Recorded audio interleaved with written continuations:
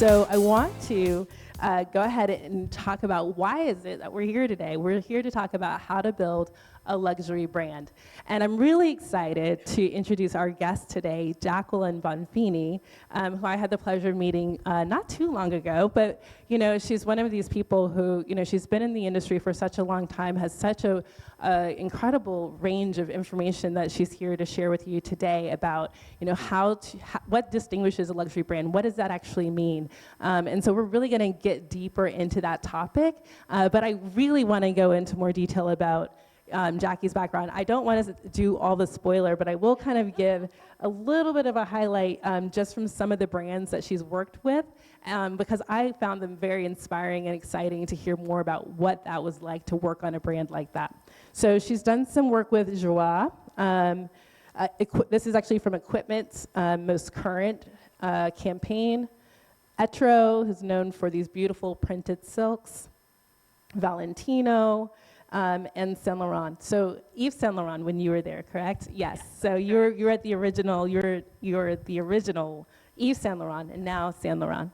So Jackie, I really love your personal rise, your career path, and how you came into this space. Could you tell us a little bit more about how you got started and what you were doing and what that was like? Sure. Hi, everybody. Thank you for having me today. I'm very excited to be here. And my journey has been pretty interesting. I started off in New York when I was 18 years old. I went to FIT, and my first job out of school was, started my senior year. I was an intern in the PR fashion closet at Valentino. Wow. And that was before I kind of knew what I was getting involved with. All I knew was I was offered an internship at Valentino, and it was paid, and so I took it.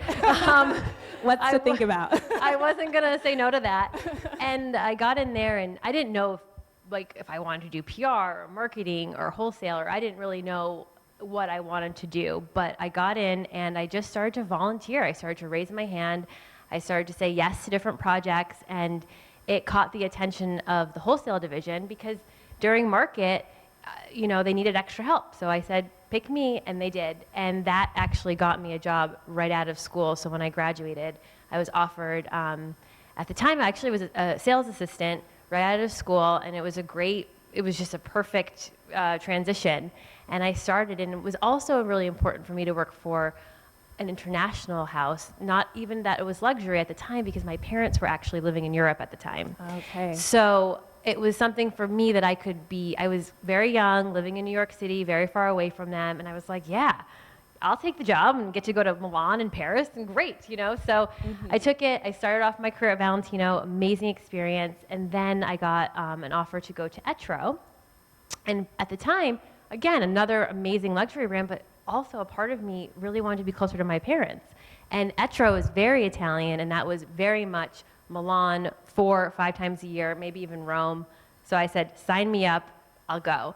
And that was an incredible experience, as you said before, all of the silks, the vast, the big women's collection, to really dive into a bigger collection of so many different style numbers and understanding that whole process and the fabrics. And they actually the Etro family actually owns a lot of property. Oh, wow. And they actually own a lot of fabric mills in Italy that produce for Valentino and all the other houses. Oh, I didn't know that. Yeah, so it was a really incredible experience working and it's still privately owned by the family. That's incredible. Then while I was at Etro, my boss from Valentino had moved to Saint Laurent.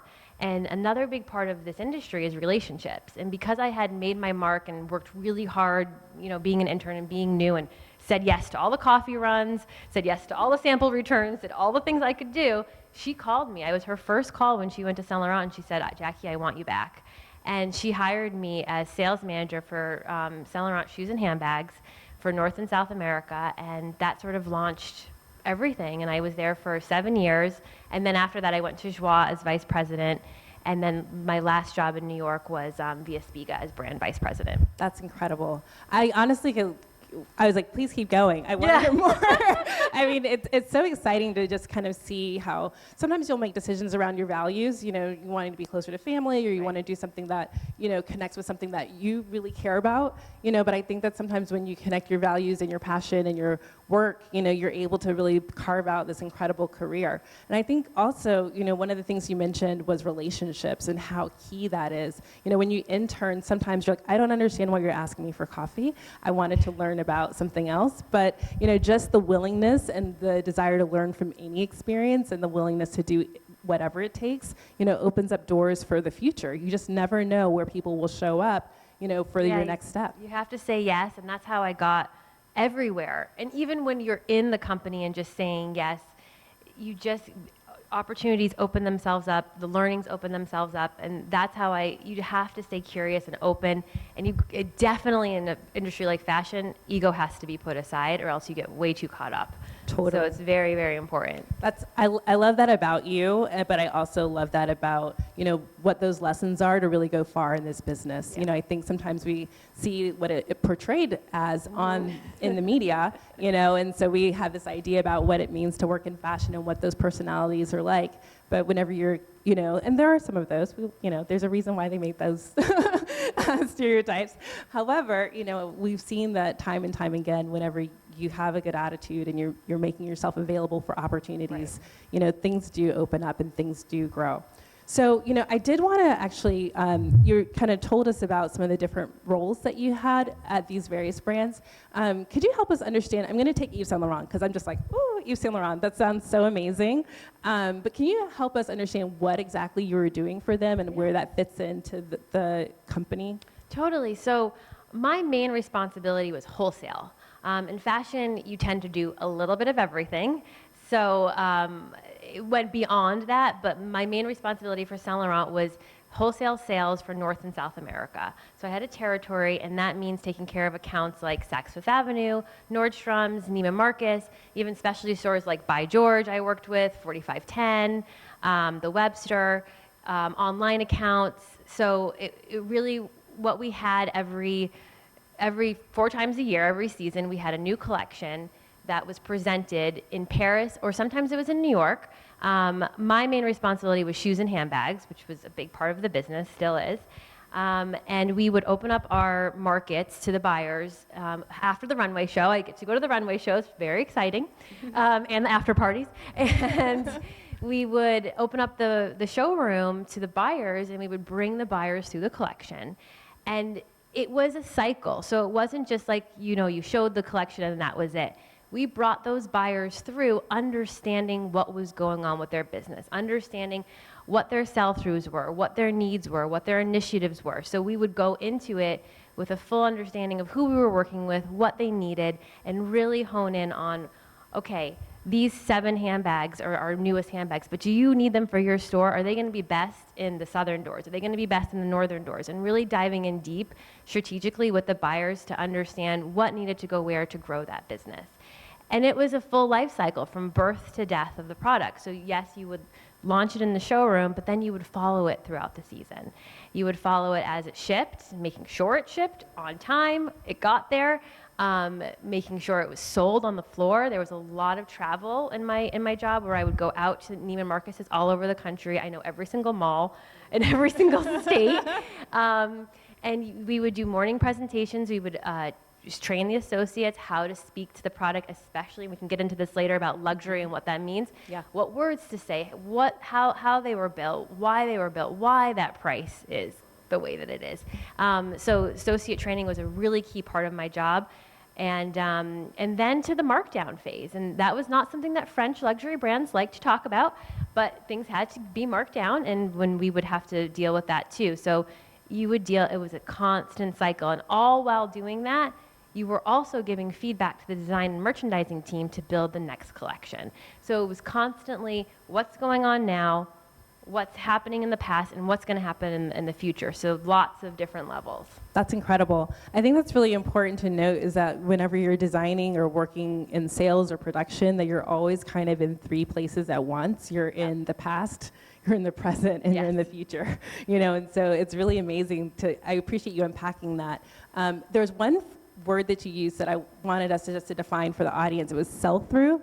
Can you tell us what that means? Sure. And then we'll jump into the next definition.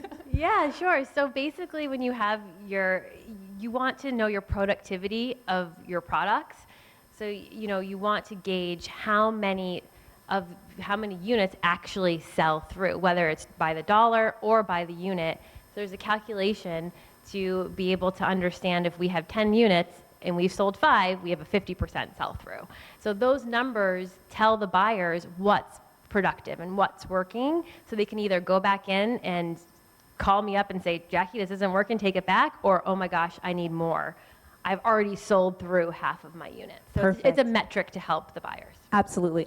Thank you so much for doing that. I think that's something that, we talk about, but understanding what that means for design, understanding what that means for the buyer, all of those things are key components to knowing how to get the right thing in front of your customer at the right time.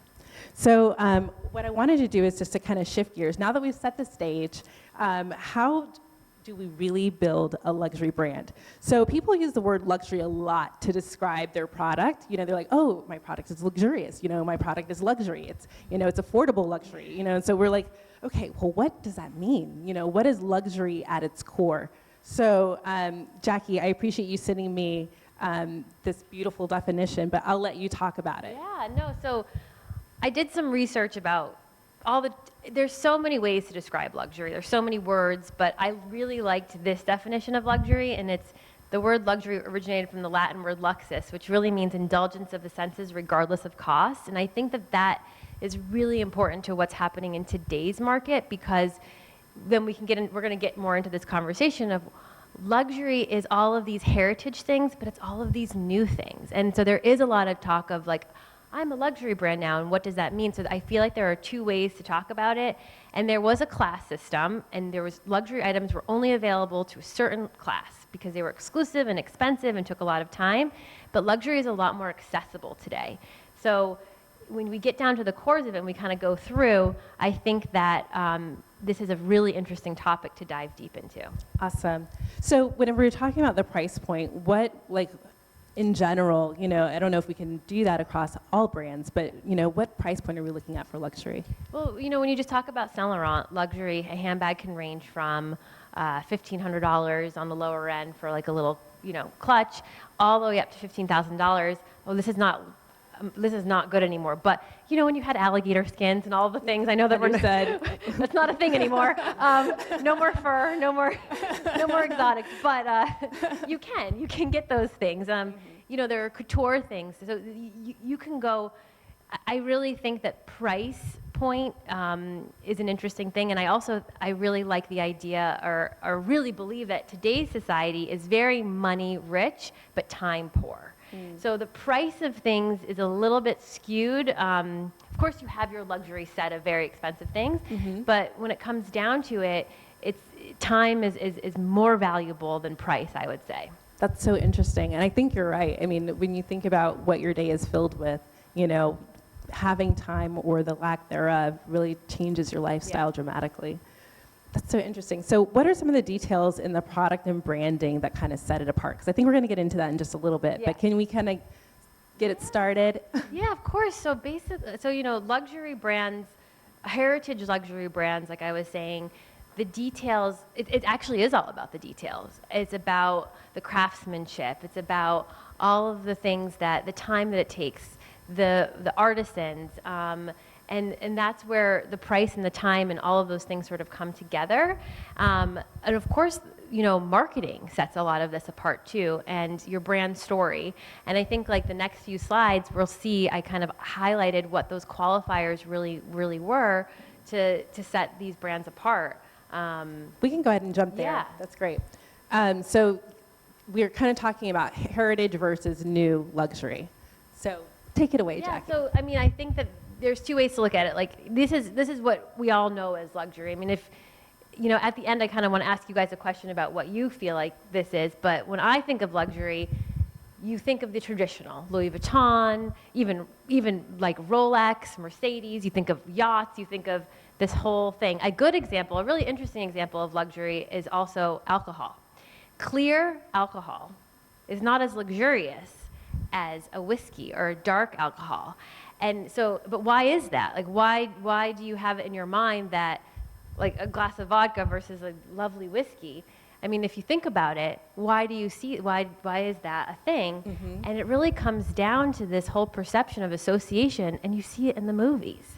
You see the gentleman with the beautiful crystal cup with his whiskey, Right. And it has this whole air of luxury. So there's also, behind all of this, there's the stories and the heritage and all of that, but there's also the association to luxury and what we're told in the media of what a luxurious type of experience is.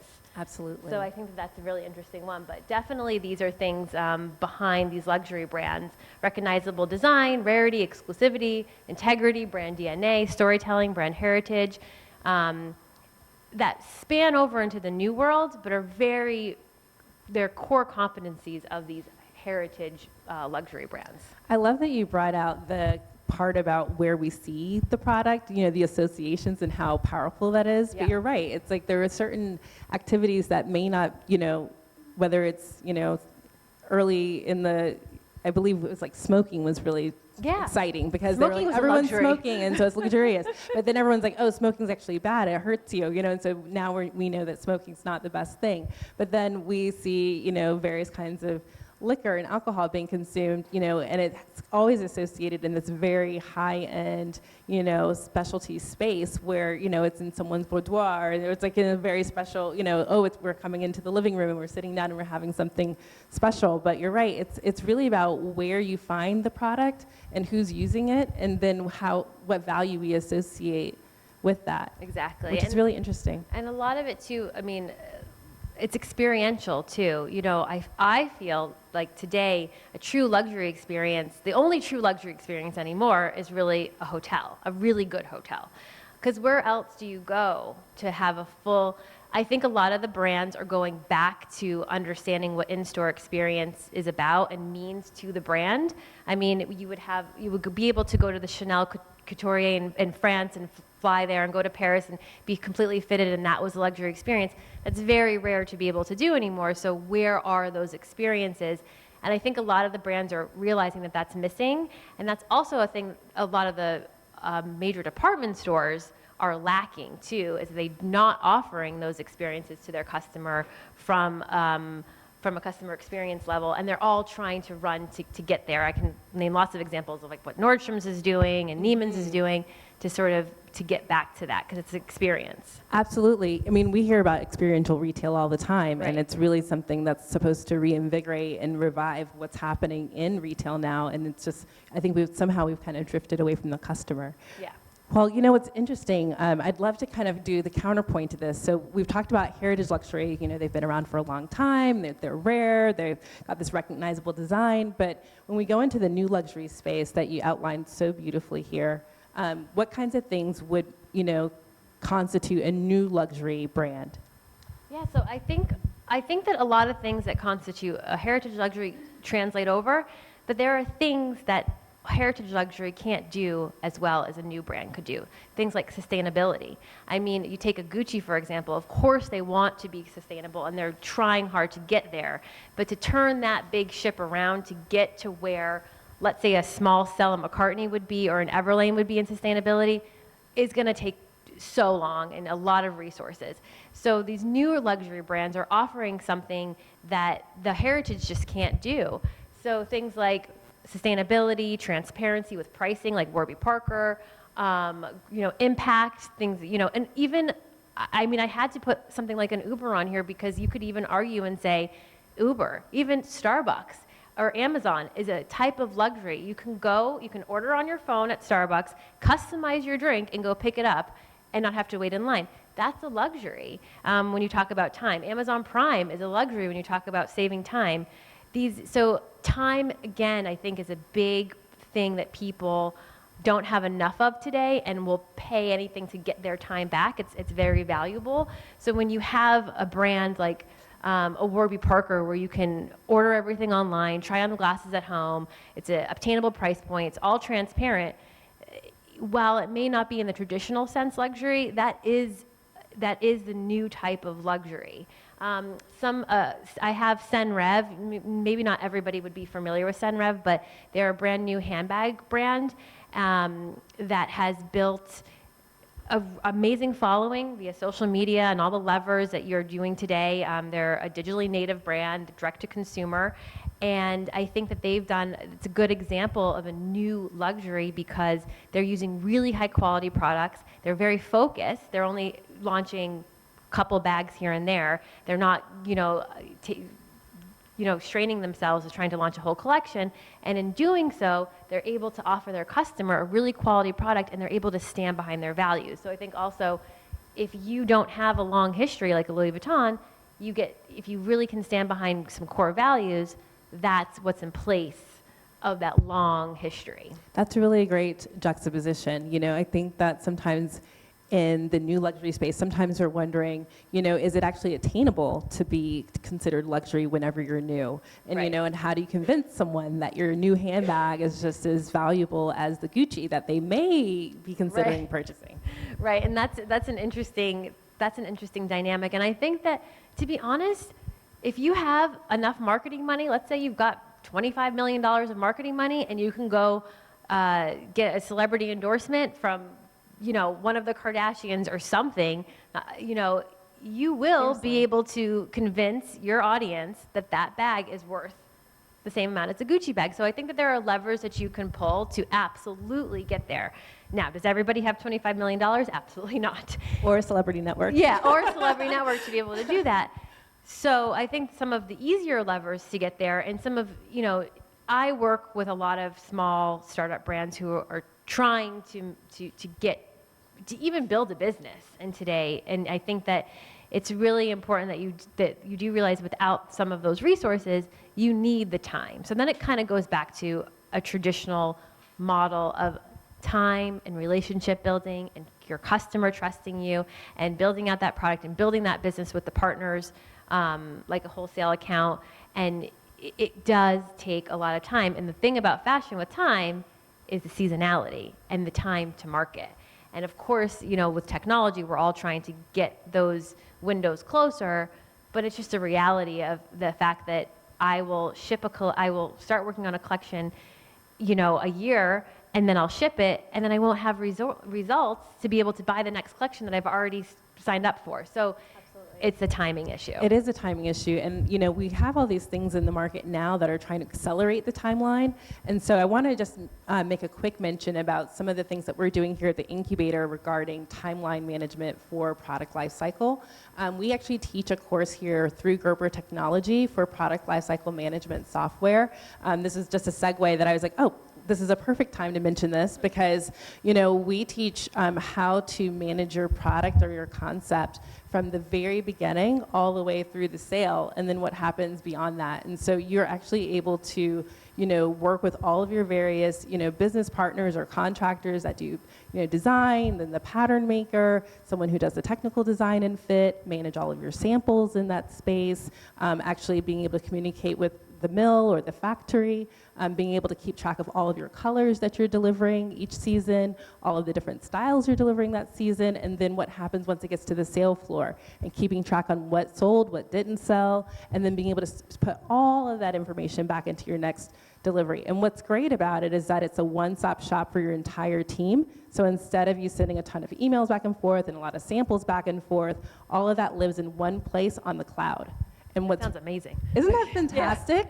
Yeah. So there's multi-billion-dollar businesses that tweak these systems for their own benefit, but Gerber Technology is actually making it available for designers anywhere.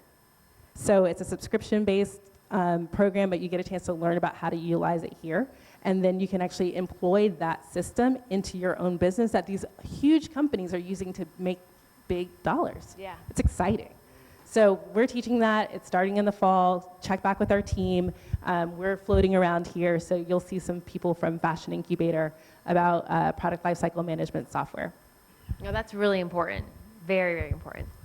So I do want to just kind of recap a little bit on this. Yeah. So the new luxury qualifications, you really were kind of honing in on values and transparency and sustainability. I think this is kind of music to our ears, right? Like this is an opportunity, right? Because these are things that we can do to actually attribute value. You never know who you're almost connected to through LinkedIn. So maybe they're a second degree or a third degree connection, but that's It's actually not too far off. So, utilize your network. But yeah, these opportunities for experience and personalization and inclusivity. Actually, let's talk about that. Let's talk a little bit about what's I think new. another thing too that these new brands are doing, things like size inclusivity and having a range of sizes up to plus sizes. And I think that that's a big lever that wasn't talked about before, or the luxury brands were absolutely not sending plus size models down the runway. And I think that's a really important thing for the market today. And Absolutely. And these new brands are really embracing that and offering so much more of a wide offering, or even just specializing in it. So I think inclusivity and even personalization, being able to find what you want and personalize it and make your own mark. I think I read somewhere, we were in a transactional economy, and then now we're in a experiential economy, but where it's heading is to a personal economy where the customer is the product. Wow. I mean, when you talk about things like workout classes, a Soul Cycle is a great example of, you're going there for yourself, and you are the product. They make you the So this whole idea of personalization. These are gems, guys. Yeah. I mean, I hope you're taking notes. This is really good. You're right. It's shifting. It's really shifting, and you're becoming the product where you're dictating, and we'll get into it more too about being customer centric, and it's about the customer is so much more aware. There's so much more technology that. And we're all very impatient, so that goes back to the convenience of things, I think. Absolutely, absolutely. I really appreciate you kind of bringing that in, because that's really such a huge change in the way that retail is happening now, and it's so important for us to be able to think about how does the product really reach my customer, and where are the experiences being had, and making sure that experience is a positive one that your customer wants to speak on, and then being able to get that customer to come back. It's a long-term relationship. I mean, we've been talking about relationships, from the beginning. It's really a relationship-driven industry.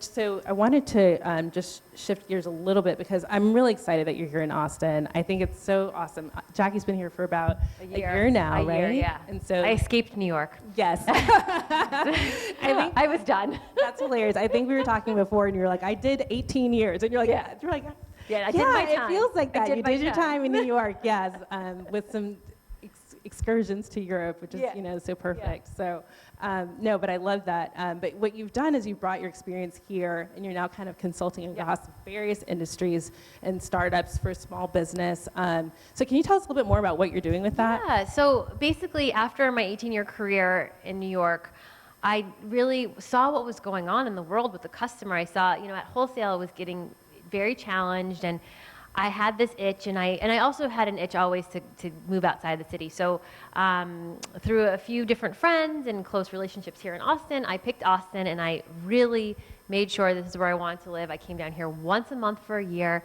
met friends, did the whole thing, and now I've just established myself as working with a variety of direct-to-consumer and startups within fashion, health and wellness. I worked with a helmet brand. I worked with a food tech startup. So all different sorts of things, giving them advice on strategy for marketing, sales, helping them with agencies. So all sorts of different ways, just using my experience that I've gained over the past 18 years. That's incredible. We're really excited about all the possibilities, with having you close by. How have emerging brands really seen success in partnership with you? What are some of the cool interest stories that you have? Yeah, I mean, I think that I've got a lot of fun, different stories, but one in particular, every founder has different types of experience, and whether they're a designer, or they come from marketing, or whatever it is. So they come to me for the experience I have sometimes in wholesale.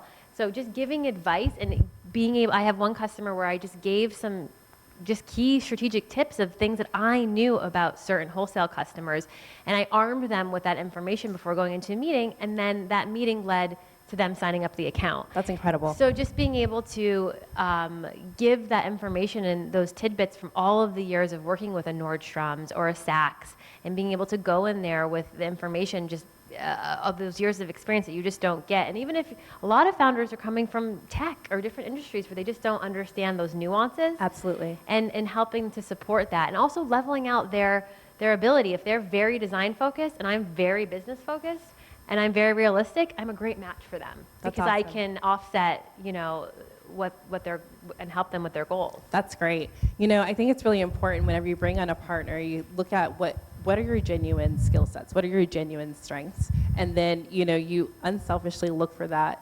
what you're lacking in other people, to really create a powerful partnership. And it sounds like you've really been able to identify and connect with other designers and creatives or even engineers who may not have that skill set or understanding about the industry, and be able to kind of, balance out, those needs and be able to deliver a really great opportunity. Yeah, I feel like I've kind of been like a rent-a-co-founder.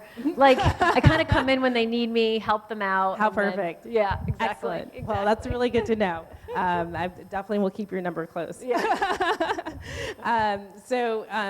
What are some of the things, so as you've been working with, different kinds of founders in this emerging space, what are some of the challenges that you're seeing that they're having? Like what's like, we're talking about some that are very design-centric or not, but what's your experience? Yeah, I mean, I have so many different types of clients, and I love them all.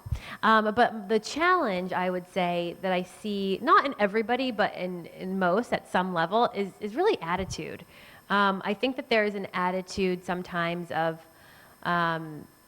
they're not being as customer centric as they need to be able to grow a business in this market.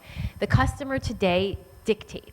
And the customer has to win. You have to be you have to also have your own values as a company and as a brand. But there's definitely a balance of being customer centric and listening to what your customer is. If you're selling to everybody, you're sort of selling to nobody, in the sense of you really have to hone in on her or him and speak to them in a fashion that they're going to understand. I think I have one quick stat for you. 62% of millennials are more likely to stay loyal to a brand that engages with them correctly on social media. So I think that it's really important that you're understanding who your customer is and you're engaging with them. It may not even be social media. I just think that's an interesting point, that if you're speaking their language to them with the product that they want, that's the businesses that win today. And I think the businesses that are being more challenged, or when they're so stuck in their ways, they're not realizing that, and they don't want to see the reality. That's really powerful. I think you're right. I think where we're going just requires you to be innovative. It requires you to pivot. It requires you to really listen and respond. And so if you're unwilling to do those things, you're not really able to be effective in our market. Exactly. No, that's fantastic. That's, in terms of, just some other opportunities you might see for emerging designers, is there anything else you'd kind of give us as a takeaway? Yeah, I mean, I think that getting specific about who your customer is, what you stand for, and really integrating. I mean, integration of all of the different elements are key. It's definitely a mix of, it's not just sales, it's not just design, it's not just marketing. It's got to be a balance of all three. And that's what's hard. Let's say you're a sole founder, and I've seen this, you cannot do it all on your own. You have to ask for help. You have to have support around you. You have to have people who can support strategies and all those different things, because there's no way that you can think of all of the different elements on your own to be able to create something in today's market, where the customer is moving so fast, so impatient, has so many options, looking through so many screens, going on so many trips. You just can't do it. So a good piece of advice is to make sure that you're strategizing with those around you, even if it's just even if you just have some support system of colleagues or friends or old people you've worked with, just to get advice. That's really important to get that help. That's awesome. Yeah, I think it's easy kind of where it looks like everything's kind of within reach to try to do everything by yourself. And it's really, even if you can do each one individually, doing them all at the same time poses a huge problem. It makes it's practically impossible. It is impossible to do it well. And so, if you really want to build good business, you're going to need a team to make it happen. For sure. That's awesome. That's really good advice. Even interns. Get an intern. Interns. There's lots of schools around. It's true. It's true. I mean, this program's just getting started with our associate degree in the fall. And so we're really excited to be able to, offer that to the community as a workforce associate degree. But our continuing education classes have already been meeting, and they meet actually right here where we're standing right now. Pattern making and draping courses happen in this space, but we also teach the Gerber courses at the front of the lab. On interns, our designer in residence program will be starting probably here in about 6 months. We are actually holding on our steering committees for the time being. However, the application is live right now.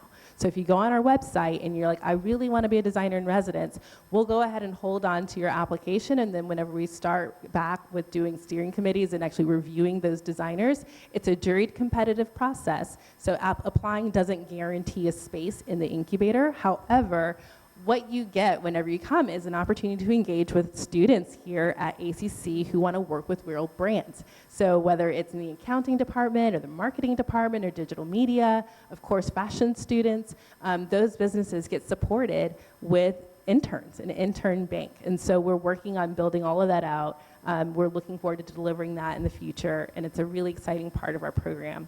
So again, if you check out our website at austincc.edu/fashion incubator, you can go on and check out all of the different programming that we have for continuing education, for the Gerber Technology Suite. It's called Apparel Computer Systems on our website. And you can also check out the Designer in Residence program if that's a good fit for you. Yeah, and it also goes back to relationships. Exactly. Like in building those relationships with a community like this it's a powerful program. So congrats to you guys. Thank you so much. We're very excited. And honestly, what makes this go is, it's not one person, it's many people who are making this go. So we've got an incredible team. Michelle Washington handles all of our instructional coordination. She has an incredible career outside of here as a stylist. GQ Insiders, worked for notable brands like Nike and others. Our production coordinator has an incredible network of stitchers and sample rooms and manufacturers throughout the world, really. She's worked with really great brands, has managed sample rooms, is helping us build out our space here and communicate with manufacturers. But she's been a senior designer and worked in a variety of capacities as well. So we're really excited about our team. We're excited about our advisory board, really pulling from some notable brands to help us build this the right way.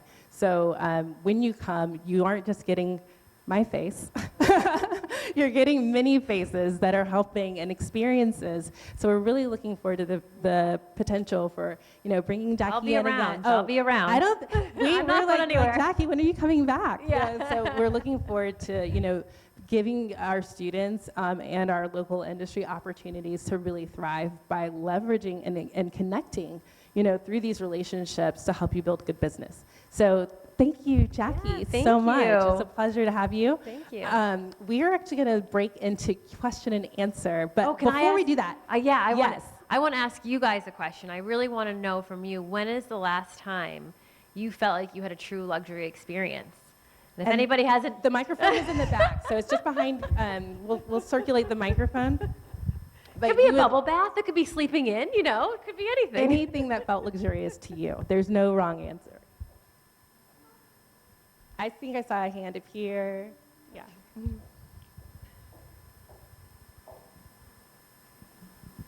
Hello. I am in agreement with you. I went to a resort.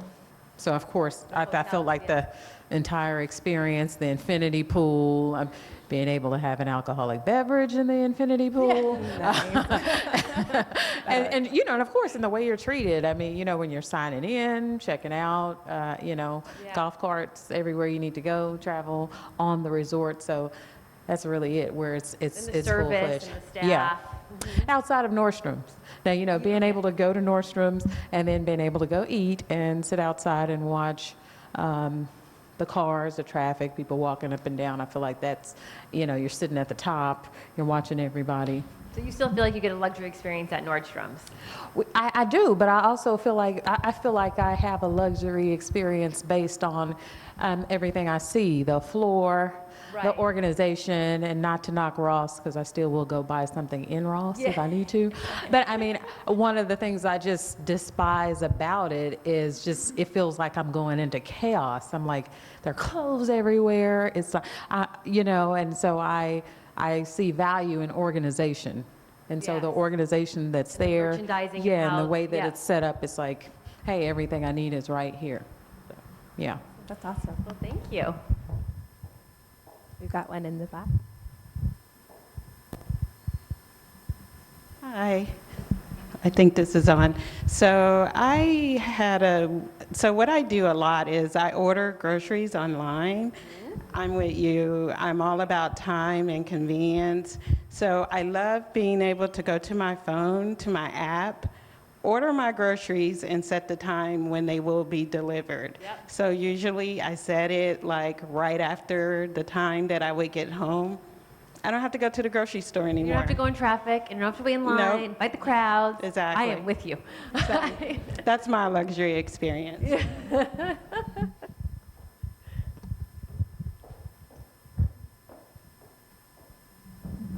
Hi.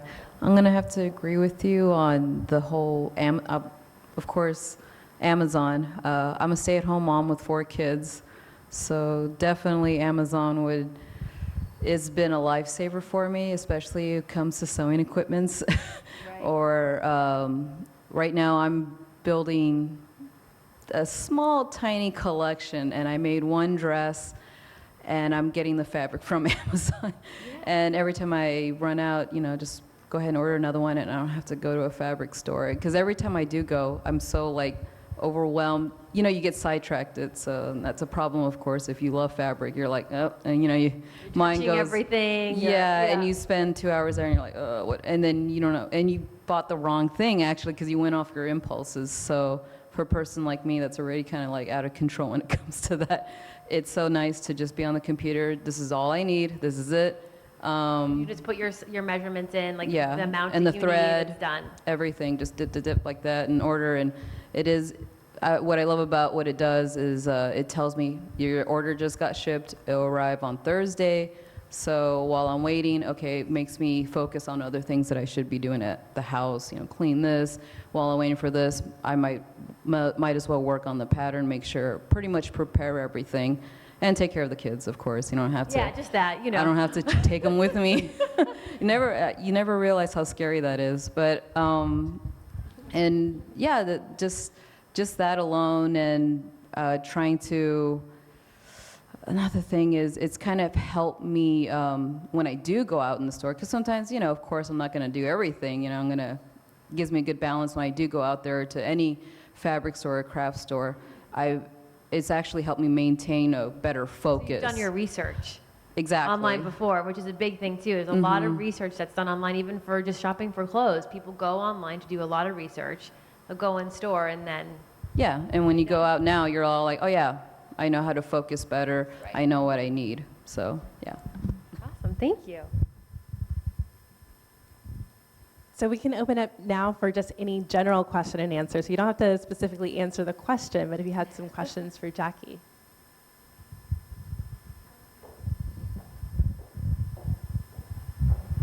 Hi there. So you say now it's more like a customer center. So since as a designer, you're designing kind of like what comes through you, like what's like your own inspiration and your own thing. So how you can like balance that, like doing what you do and also being customer centered? This is a great question, and this is what I did for a long time, and I think it's a lot of how I used to work with my teams was we would have a portion of the collection that was a very small portion of the collection that was designer, do whatever you want, go crazy. If you want a pink tutu, you can have it.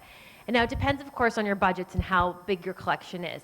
But if you have a very small collection, let's say you're only producing 10 pieces, I would say pick one that your heart desires. Stay focused on 1 or 2, that's yours, that's where you can get your creative outlet on. And the rest of them, it should still be what your vision is, but you need to take the feedback and do the little tweaks. Does it need to be that long?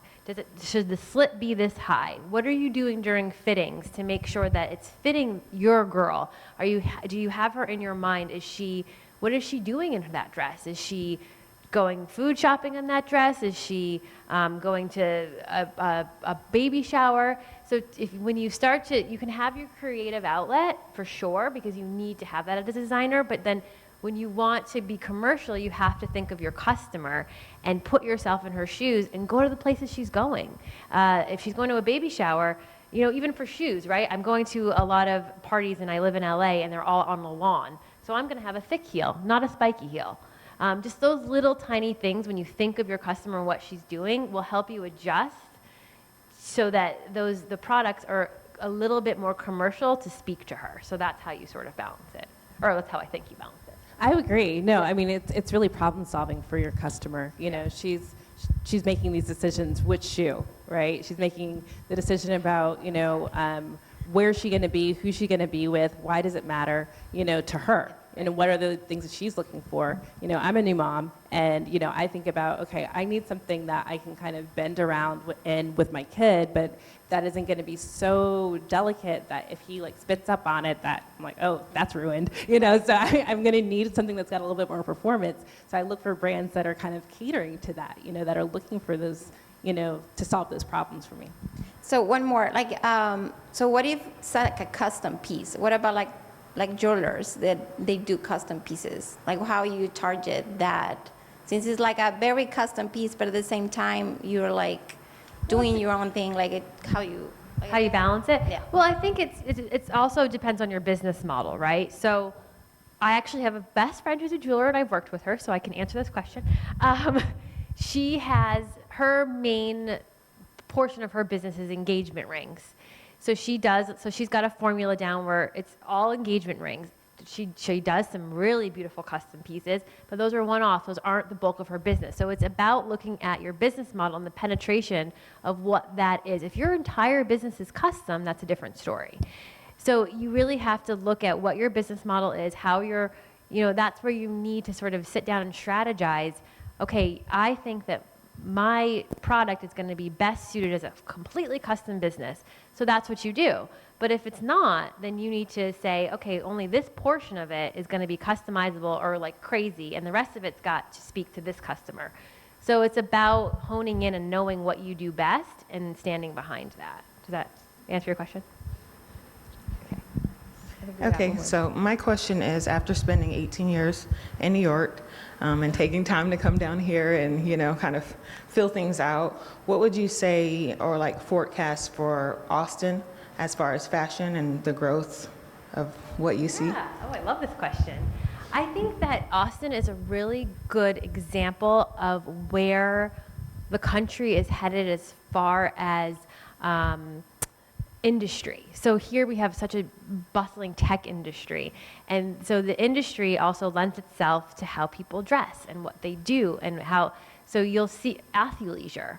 Outdoor Voices is a really great example of this, where you have these brands that it's about living and being comfortable and being size inclusive. So back to all of that. So I feel like Austin is the new luxury versus in New York, that's the old luxury. So and we're seeing that kind of translate to different cities like Nashville and, you know, things like that, where you're getting these little pockets of really cool urban cities that aren't as luxurious and fabulous as New York City, but I think it's becoming more prevalent. It's you can breathe. So I think that what's happening here is it's actually coming from, you know, street up, if you will, instead of from top down, where the lifestyle is dictating these trends that are happening. And I feel like the trends are things like being more healthy and sustainability and health and wellness and how you can easy. And, you know, this is the first time I've worn heels, honestly, in probably a year. So, Welcome to Austin. Yeah. And so I do think that what's happening here is actually translating throughout the country. And fashion here is still on the rise. I mean, I think that's what this community here is doing and others are doing to sort of get more into that world. So I think there's a lot of opportunity here to build. Okay, one more question. So, yeah.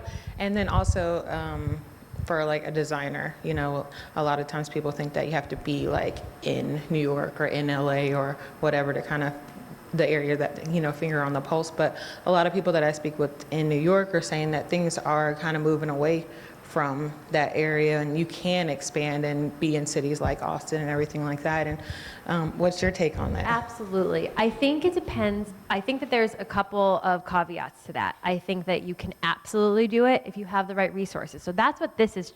This program is actually trying to do that, because in New York, you can go down to the garment district and watch your samples being made. And that's very important.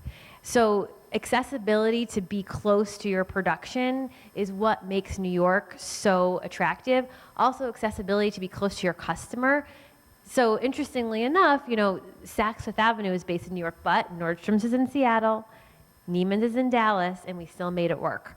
So with today, you have Zoom, you have video conferencing, you can do things, but I do think that the biggest thing is creating that industry here in Austin or in any other city to be able to have accessibility to your production, because that's the piece where you really, or else you're going to be on a plane a lot.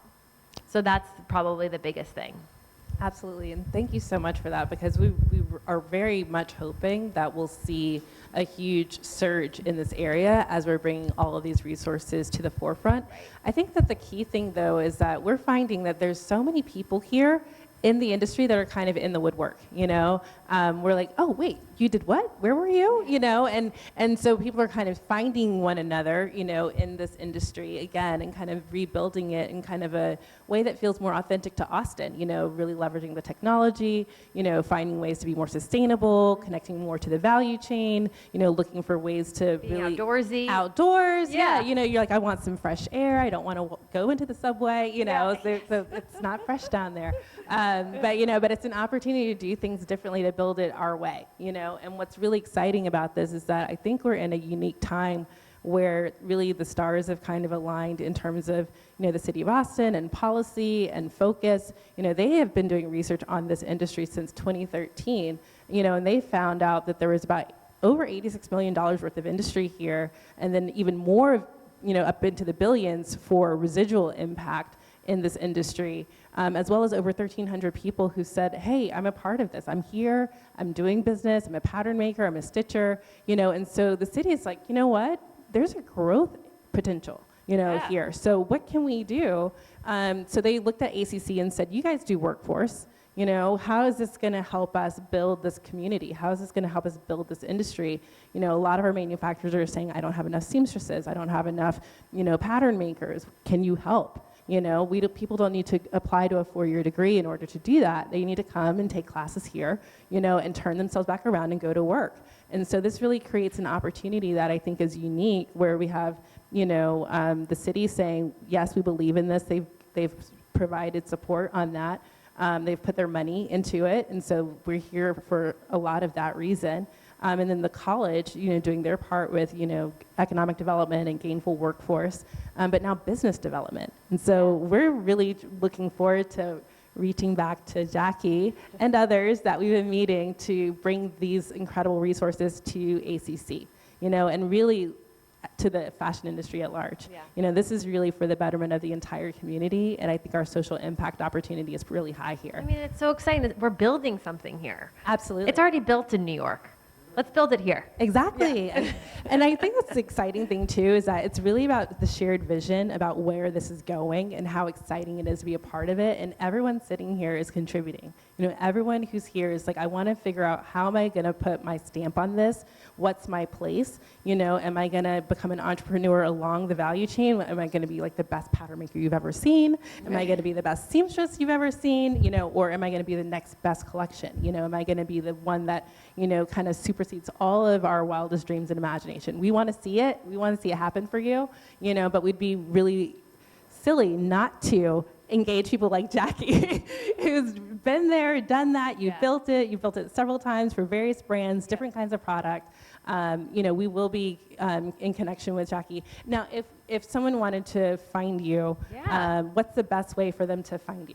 My email or my LinkedIn. We can put it up, or if you want, I can say it, or send it out after. However it works. We'll put it up on Perfect. So what's going to happen is we're live streaming right now, but whenever we actually shop this and put this up for ACCTV, who's here, thank you, Carrie, and her incredible team. They actually put this live, not live, they put this up on Spectrum on our ACC TV channel. So channel 19, you can check your local listings. This is going to be episode 105, I believe. So we're on episode 105, so it'll be available. It's also on the ACC TV YouTube page, so subscribe to ACC TV to keep up with all of the latest and when that's available. We're actually doing a micro interview with Jackie immediately following, and so that interview will also be available on ACC TV YouTube, but these are ways that you can keep up with what's happening and come back to the content later if you're like, wait, what did she say? What was that all about? It's going from personal to, let me go back to the video. So in a few weeks, we'll release that. We'll put Jackie's contact, whatever you prefer, available for that to reach out. Yeah, if you have any business needs, you just let me know. Excellent. Yeah. Sounds good. All right, guys, that brings us to the close of Fashion Hour. Thank you so much for joining us. Again, if you actually you. tag us today in your stories, if you took a picture or video, we will actually repost that on our site as well. So feel free to tag us at ACC Fashion Incubator, and we will repost that in stories today. All right, thanks, guys. Thank you.